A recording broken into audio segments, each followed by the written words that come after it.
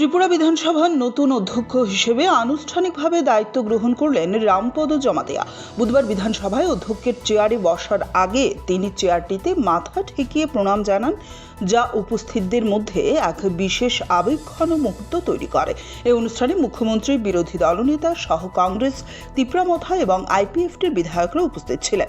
সকলেই ঐক্যবদ্ধভাবে রামপদ জমাতিয়াকে অধ্যক্ষের চেয়ার পর্যন্ত এগিয়ে নিয়ে যান, যা গণতান্ত্রিক সৌজন্য ও ঐক্যের এক উজ্জ্বল দৃষ্টান্ত হিসেবে ধরা পড়ে। নতুন অধ্যক্ষ হিসেবে দায়িত্ব গ্রহণের পর তিনি বিধানসভার কার্যক্রম সুষ্ঠু ও নিরপেক্ষভাবে পরিচালনার অঙ্গীকার ব্যক্ত করেন। ধন্যবাদ।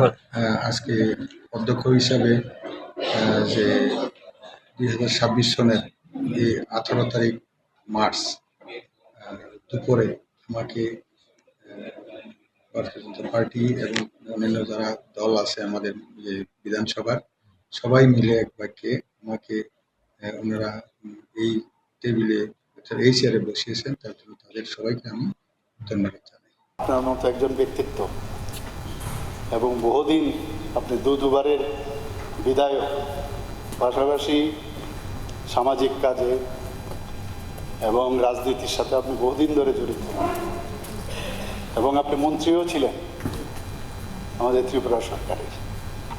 সেই জায়গায় আমি সমস্ত ত্রিপুরাবাসীর পক্ষ থেকে এবং বিশেষ করে এখানে অপোজিশন লিডারও আছেন এবং সমস্ত যারা আমাদের ট্রেজারি বেঞ্চে আছেন, অপোজিশনে যারা আছেন, সবার পক্ষ থেকে আপনাকে হার্দিক অভিনন্দন ও শুভেচ্ছা জানাচ্ছি। এবং আমরা আশা করি যে আপনি যা এই চেয়ারের মর্যাদা, নিরপেক্ষতা বজায় রেখে আপনি সবসময় কাজ করবেন এবং আপনার এই যে নতুন একটা দায়িত্ব আপনার পড়ল, সেটা যেন একটা ইতিহাসে লেখা হয়ে থাকে, সেই আশা রেখে আমার কথা বলা শেষ করছি। আপনাকে অসংখ্য ধন্যবাদ। আপনার যাত্রা শুভ হোক।